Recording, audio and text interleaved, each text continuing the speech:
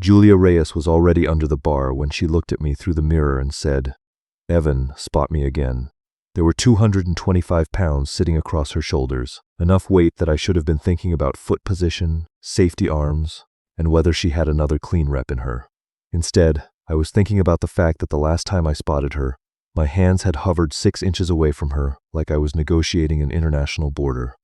I stepped behind her and apparently made the same mistake again, because Julia caught my eyes in the mirror, looked at the gap between us, and smirked. "Come closer," 2 words. Perfectly reasonable instructions for spotting a squat. My nervous system did not interpret them reasonably. My name is Evan Brooks. I was 29 then, worked as a project estimator for a commercial construction company in Columbus, and spent most of my weekdays calculating exactly how much material, labor, and bad planning it took to turn an empty lot into something useful. Numbers made sense to me. Julia did not. Mostly because I had spent the previous few months deliberately pretending she was just another regular at Forge House. She was 28, managed a downtown restaurant, and trained with the same intensity she seemed to bring into everything else. We had talked enough to know each other's names, traded a few jokes between sets, and she'd asked me for a spot once before.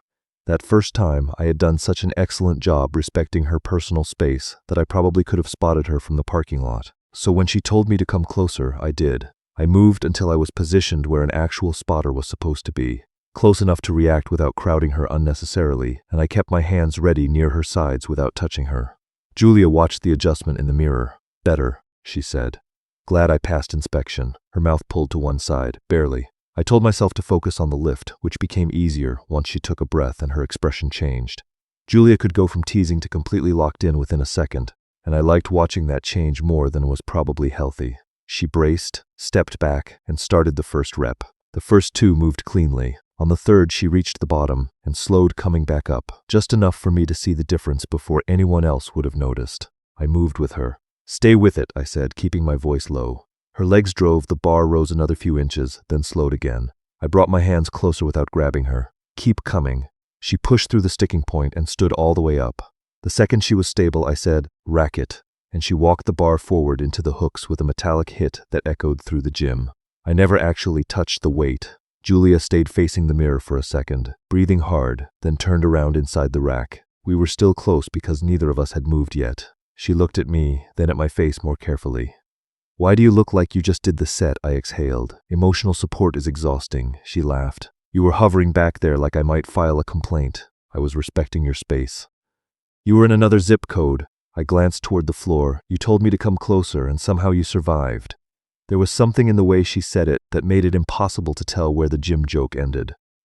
I stepped out of the rack and started stripping a plate from one side while she took the other.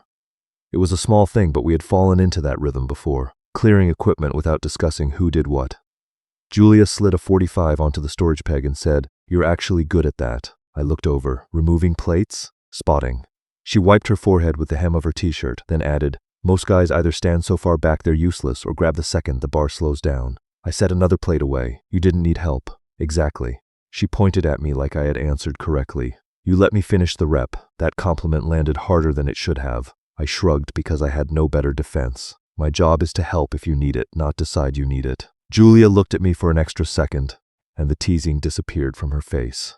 "That's why I asked you again."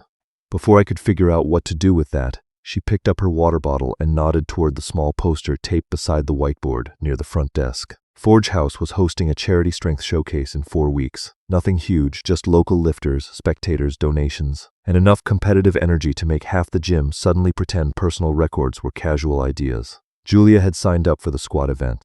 "I want to push my numbers a little before then," she said. "Heavy Tuesdays and Thursdays." I nodded. "Makes sense."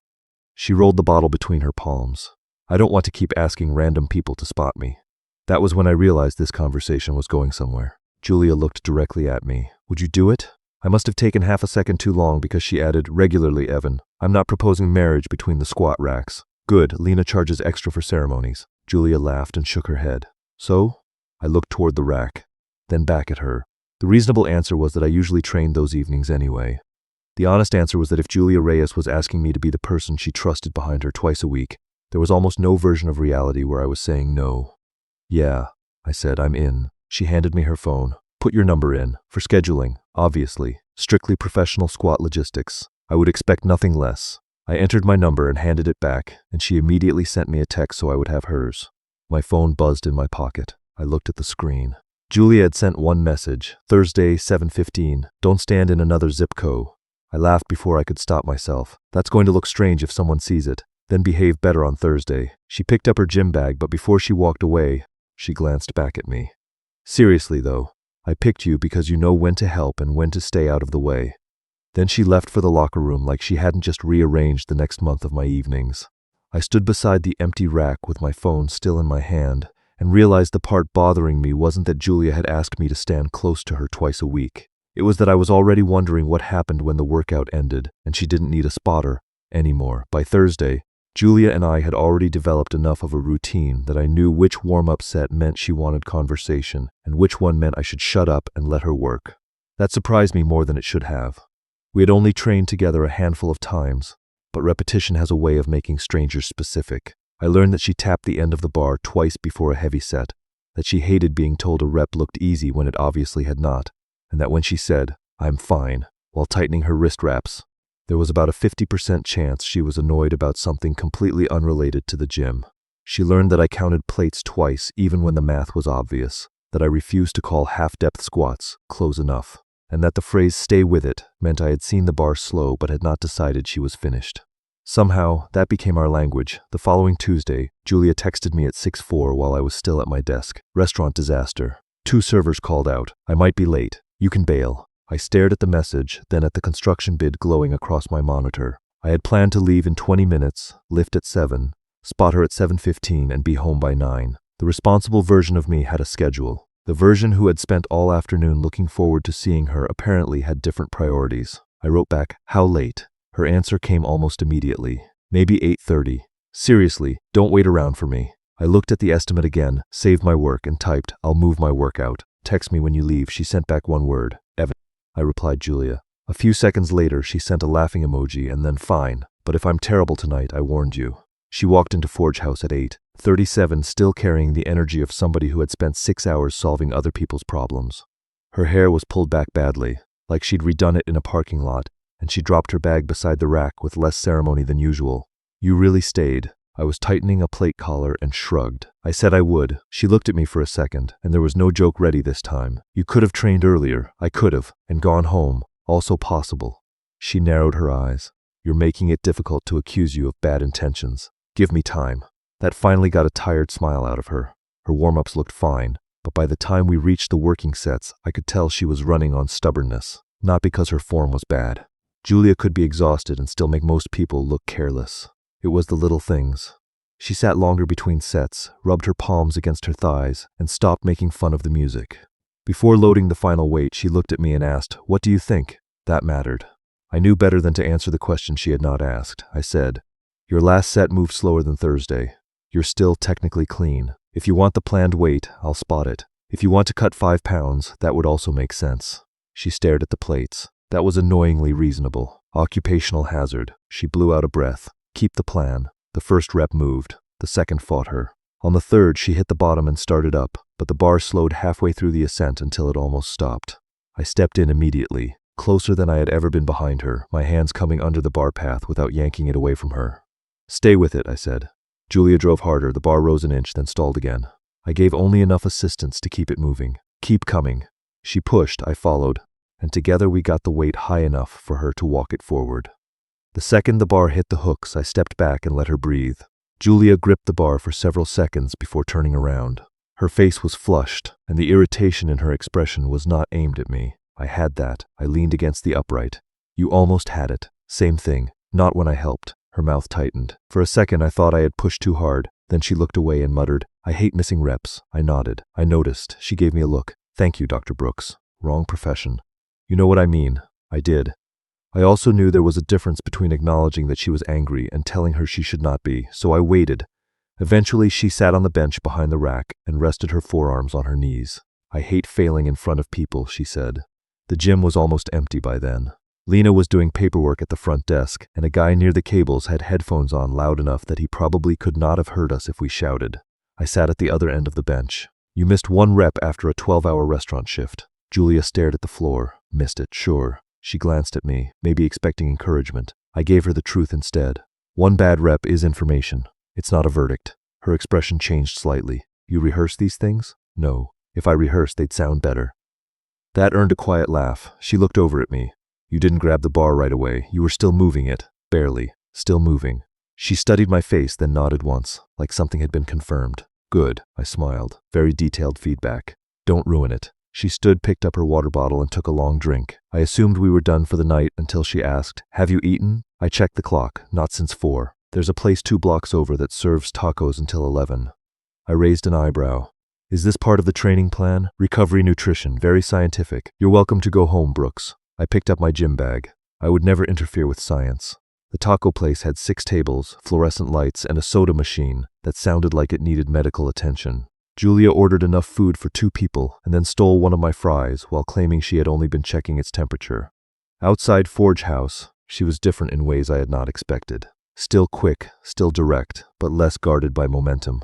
She told me about managing a restaurant where every problem apparently became her problem once someone used the phrase, "Can I talk to the manager?" I told her estimating construction projects was mostly getting blamed for numbers people disliked before the building even existed. She laughed so hard at that she nearly dropped salsa on her shirt. At some point I realized we had stopped talking about training entirely. No reps, no showcase, no schedule. Just 2 tired people eating bad fries and enjoying each other more than either of us had planned. When we finally walked back toward the parking lot, Julia bumped her shoulder lightly against mine. Thursday same time, 7:15? Good. She kept walking, but I stood there for half a second longer than necessary, because the words no longer sounded like an appointment. They sounded like something I was already looking forward to losing if this month ever ended. By the next week, Julia had stopped asking if I was coming to Forge House and started texting me things like running 10 minutes late or don't let anyone take rack 3. That probably should have felt presumptuous. Instead, I found myself getting there early enough to claim rack 3 without admitting, even to myself, that I was doing it for her. She had started looking for me the second she walked through the door too. I noticed because I was apparently very good at noticing things I claimed not to care about. Her eyes would move across the platforms, find me, and settle for half a second before she headed toward the locker room. No wave, no dramatic smile, just that tiny confirmation that I was where she expected me to be. It became part of my evening as naturally as checking the weight on the bar. The first real disruption came from my side. Thursday afternoon, one of our project bids turned ugly 2 hours before submission. A subcontractor changed pricing, my supervisor wanted the whole estimate rerun, and by 6 I was still staring at spreadsheets while everyone else in the office had developed the glazed expression of people negotiating with numbers that had become personal enemies. I checked the time, then texted Julia before I could overthink it. "I'm stuck here tonight, I'm sorry. Don't wait on me." Her reply came a minute later. "How bad?" I sent back, "Probably here until 9. I expected a joke about abandoning my duties as designated human safety equipment. Instead she wrote, "Then we move heavy day to Saturday. You have work, handle it." I read that twice. It should not have mattered as much as it did. I had spent enough years around people who treated interest like a test of availability. If you cared, you showed up. If you wanted someone, you rearranged everything. Julia did not do that. She did not ask me to prove anything by making my job smaller. She simply moved the session. When I thanked her, she responded, "Don't get emotional. I'm still making you wake up early Saturday." That felt more like us. Saturday at 8:30, I walked into Forge House carrying coffee and found her stretching near rack 3. She took 1 cup from me without asking which one was hers. "You remembered? You order the same thing every time. That is either attentive or deeply unsettling. We established this already." She smiled into the lid.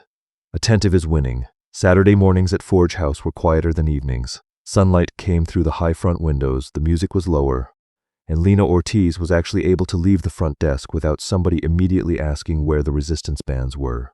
Julia's session went well enough that I spent most of it doing very little, which was exactly what she wanted. Her top set moved clean, she re-racked it, and before she could start stripping plates, Lena walked over with a clipboard tucked under one arm.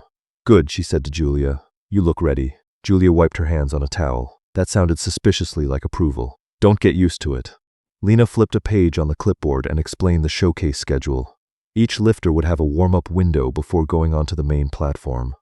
Official spotters would handle the actual attempts, but competitors could bring one familiar person into the warm-up area to help track timing, adjust warm-up jumps, and keep them from either rushing or doing something stupid because adrenaline had eaten their judgment.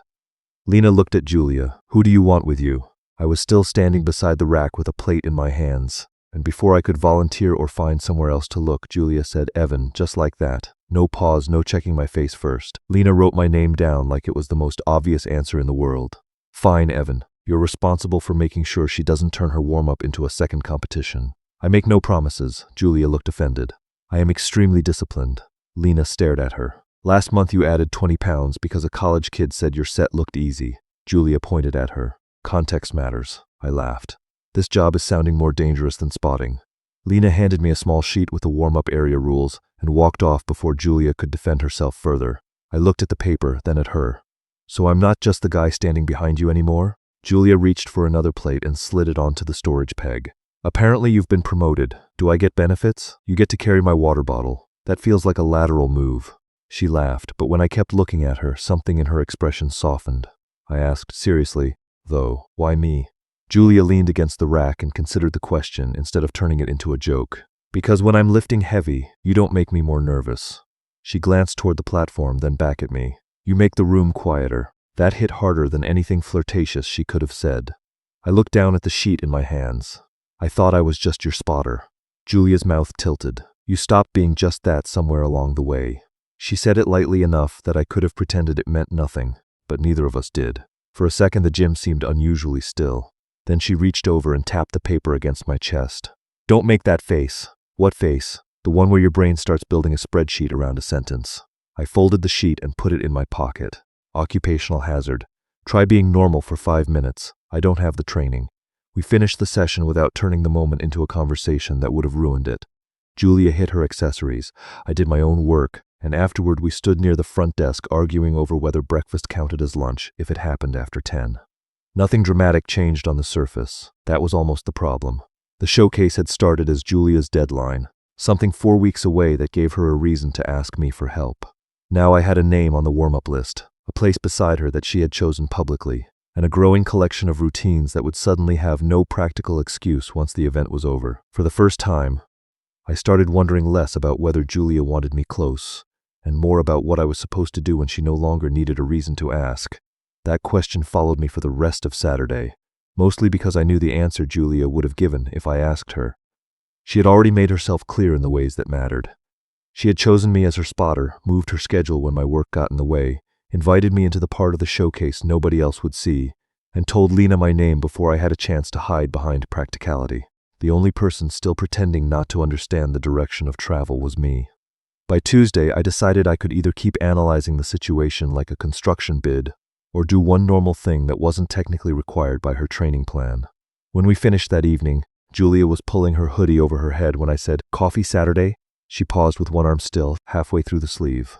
"After training?" "Yeah." I immediately hated how safe that sounded, so I added, "Not because you need caffeine for recovery. I'm asking because I want coffee with you." Her head finally came through the hoodie, hair sticking up slightly at the crown, and the smile that appeared was slow enough to make me regret not saying it sooner. "Look at you," she said, initiating recreational activity.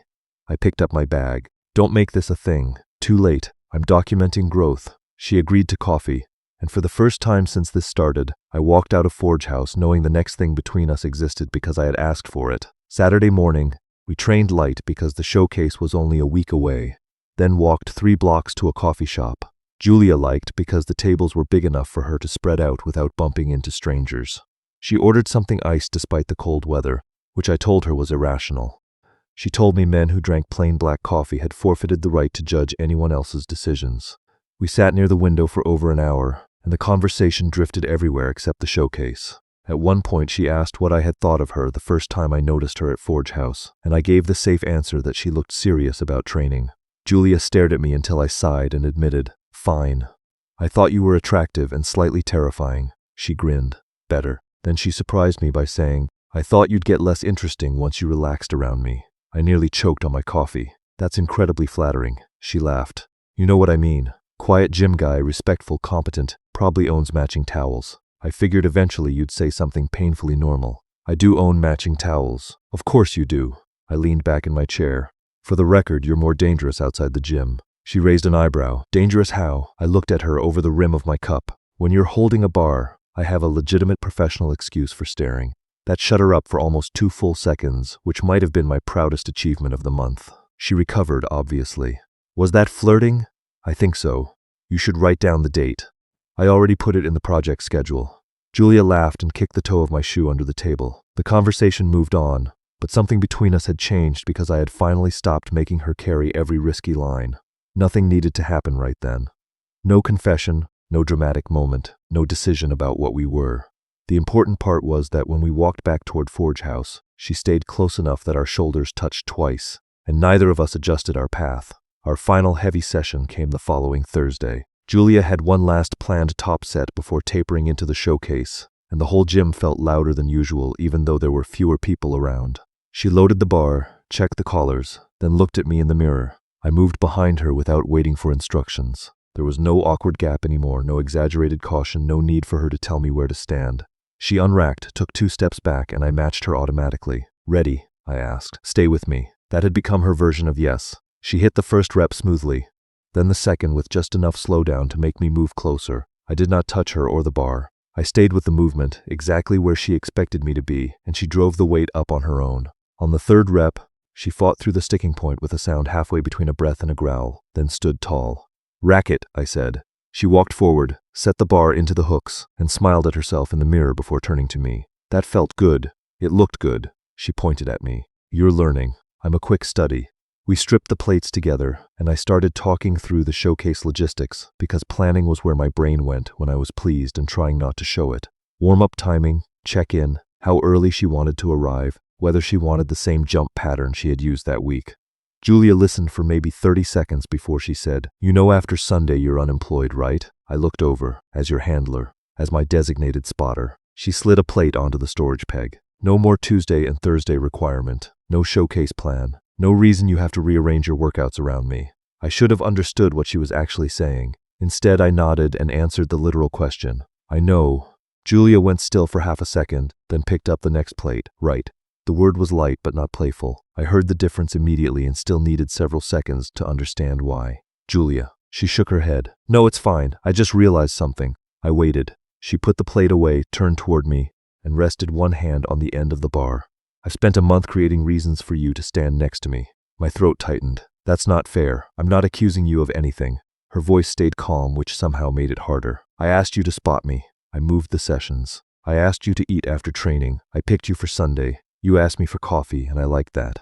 She held my gaze. But after the showcase, I'm done inventing reasons. There was no anger in it, no threat that she would disappear, no demand that I explain myself right there between the racks.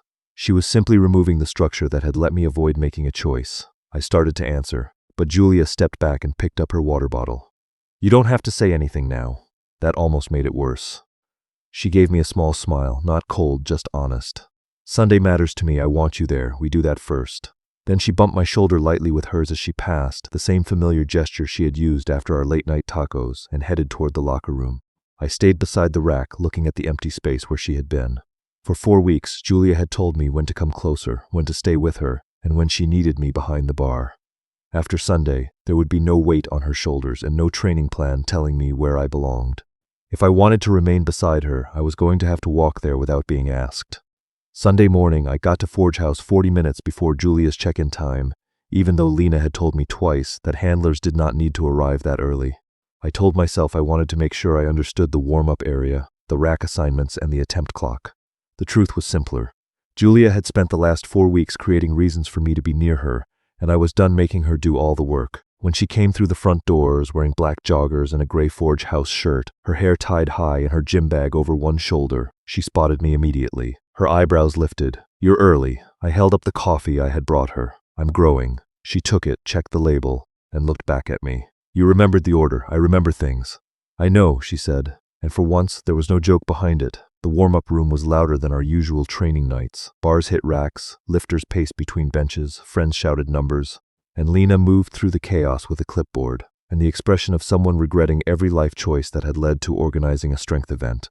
Julia became quieter as her first attempt got closer. That was another thing I had learned. The more important a lift was, the less she needed encouragement. She needed information, so I gave her that. I tracked the clock, loaded what she asked for, and kept everyone else's nervous energy out of her space. When she finished her final warm-up, she looked at me and asked, "How did it move?" I answered exactly what I saw. Fast off the bottom, tiny slowdown halfway up, nothing I'd change. She nodded. Good. Then she tapped the end of the bar twice, our old signal, and headed toward the platform. Her opening attempt was clean. The second was heavier but still solid, enough that when she came back into the warm-up area, breathing hard and smiling, I already knew what question was coming. "What did you see?" she asked. I had her planned numbers written on the sheet in my hand. The conservative final attempt would still give her a small personal record. The aggressive one was the number she had talked about only twice, always like saying it too confidently might scare it away. I told her, "You had more there. The heavier number is possible." Julia watched my face. Possible isn't the same as smart. No, I handed her the attempt card. "But it's your call." She glanced down at the two numbers. "What would you pick?" A month earlier, I might have tried to solve that question for her. Instead, I said, "If you want the safer record, take it. If you want to find out whether you can hit the bigger one today, take that. I'll believe either choice." Julia looked toward the platform, then back at the card. Her thumb rested over the higher number. "Put this one in." I smiled. "Thought you might. Don't get smug." "I would never." She handed the card to Lena and spent the next few minutes moving around the warm-up area while I stayed close without filling the silence. When her name was called, she stopped in front of me. "Stay with me?" she asked. I knew she did not mean physically. Official spotters would be around the bar. I nodded toward the platform. "I'm right here." I stood where she could see me from the side of the room. Julia stepped under the bar, set her feet, and lifted it out of the rack. For the first time in a month, I was not standing behind her. I could do nothing if the rep went wrong. That was probably why the moment felt more honest than any of our training sessions. She descended, hit depth, and started back up. The bar slowed exactly where it always did. Her face tightened. For half a second, nothing moved. I wanted to shout every cue we had ever used, but she did not need noise. She already knew. Then the bar started rising again, slowly, painfully, but rising. Julia drove through the sticking point and stood tall. The referee gave the rack command. She walked it forward, and the room erupted when the lights went white. She found me almost immediately. That was the part I remembered most. Not the cheering, not Lena yelling something I could not hear, not even the number on the scoreboard. Julia turned away from the platform and looked straight toward the place where I was standing. She grinned, and I felt something in me settle. She had made the choice. She had lifted the weight. My place in it had been exactly what she had asked for from the beginning. Close enough to matter, never close enough to take it away from her. A few minutes later, she was surrounded by Lena and two other lifters, all talking at once. My usual instinct showed up right on schedule. Give her room. Let her enjoy it. Wait until she comes to you. I actually took one step back before remembering what she had said Thursday. She was done inventing reasons, so was I. I walked through the little group until Julia saw me coming. Her expression changed before I even reached her. I held out my hand and she took it without hesitation. "Nice lift," I said. She laughed. "That's all I get?" "No, but the rest isn't about the lift." Julia went still. The noise around us kept moving, but I did not look away this time. "Tuesday," I said. "Same time." Her mouth curved. "I thought you were unemployed." "I am, so I'm applying for a different position." That got a laugh, which helped my heartbeat slightly. I tightened my fingers around hers. "Train with me Tuesday, then let me take you to dinner. No showcase, no handler job, no spotting excuse. I just want to spend time with you, and I'd rather stop making you guess whether I mean it." For once, Julia Reyes looked caught off guard. Not speechless exactly, because that would have required a miracle, but close. She stepped toward me until there was barely any space between us. "That took you long enough. I had a 4-week learning curve, terrible efficiency. Construction projects are complicated." She shook her head, smiling, then pulled me the last few inches closer by the front of my shirt. "Tuesday works." I glanced down at the hand holding my shirt. "Training or dinner?" "Both." "Good." Her eyes stayed on mine. "And Evan?" "Yeah?" Her smile turned familiar and dangerous. "You don't have to wait for me to say come closer every time." Tuesday night, there was no event schedule taped to my phone and no reason Julia needed me behind her bar. We trained together anyway. Afterward, I took her to a small place near her restaurant that stayed open late enough for her schedule and served the kind of food she once told me she wanted after a brutal shift. She noticed that too, because Julia noticed when people paid attention. Halfway through dinner, she stole one of my fries, looked at me across the table and said, "This is better than inventing reasons." I told her I agreed. Looking back, I used to think respecting someone meant always giving them room. Sometimes it does. But sometimes the person standing in front of you has already made the space, and the respectful thing is to stop pretending you cannot see it. Julia never needed me to lift the weight for her. She just wanted to know whether, when she asked me to come closer, I would eventually choose to stay there on my own. If your gym crush looked at you and said, "Come closer," would you recognize the flirting? Or would you convince yourself she only meant the spot? Tell me in the comments. And if you enjoyed this story, leave a like and subscribe for more. And when you trace how Evan and Julia got from that first careful spot to choosing each other outside the gym, The important part is how gradually trust changed the meaning of being close. Julia first noticed Evan because he knew how to help without taking over. He stayed near enough to protect her when the wait became difficult, but he did not grab the bar simply because a rep slowed down. That mattered to her enough that she asked him to become her regular spotter, which turned 2 weekly training sessions into a routine neither of them expected to value so much. As the weeks went on, that routine became personal in small ways. Evan learned how Julia prepared for heavy sets, when she wanted conversation, and when she needed quiet. Julia learned his habits too, and when work disrupted either schedule, neither of them treated availability like a test of interest. One late session ended with tacos instead of another set. Then coffee happened because Evan finally asked for it without hiding behind training. By the time Julia chose him as the person she wanted in the showcase warm-up area, she had already made clear that his value to her was not just physical safety. She told him he made the room quieter, which was really a statement about trust. The showcase also created a deadline. Julia knew that once the event ended, she would no longer need a designated spotter, so she stopped pretending the training schedule should be responsible for whatever happened next. She told Evan plainly that she had spent a month creating reasons for him to stand beside her and that after Sunday she was done inventing them. That did not push him away. It finally removed the structure that had allowed him to stay passive. On showcase day, Evan did exactly what Julia had always trusted him to do. He helped her prepare without deciding for her, gave honest feedback, and let the final attempt remain her choice. When she made the heavier lift, his role was no longer to physically catch anything. He simply stayed where she could see him. Then, after the competition was over and every practical reason for being there had disappeared, Evan made his own move. He asked her to train with him Tuesday and go to dinner afterward, with no showcase, no handler role, and no spotting excuse attached. Julia said yes. And the relationship finally became something they were both choosing instead of something a barbell kept arranging for them. What makes this story more interesting than a simple gym flirtation is the way trust and autonomy stay connected the entire time. Julia does not like being rescued from effort she can still finish, and Evan earns her confidence precisely because he understands that. His job as a spotter is not to prove how useful he is. It is to stay close enough to help if the moment genuinely requires it while allowing her to own the lift. That same principle eventually applies to the relationship. Julia can create openings, but she does not want to carry every emotional decision for both of them. When she tells Evan she is done inventing reasons, she is not withdrawing affection. She is refusing to make the gym routine do the work that Evan now has to do himself. The showcase makes that point especially clear. Evan cannot lift the final weight for Julia, and he cannot wait for Julia to build the next stage of their connection either. Both outcomes depend on someone taking responsibility for their own choice. That is why his invitation after the event matters more than all the teasing about coming closer. Julia trusted him when the weight was on her shoulders. The relationship only moved forward once Evan showed that he was willing to stay close when there was no weight, schedule, or official role requiring him to be there. There are several moments where Evan could have realized this had stopped being just a spotting arrangement, but I think the real test came when Julia no longer needed the gym to keep them connected. Which moment would have convinced you? The late-night tacos, being chosen for the showcase, or Julia telling him she was done inventing reasons? Pick your turning point in the comments. If this slow-build chemistry worked for you, you can support the story with a like and subscribe.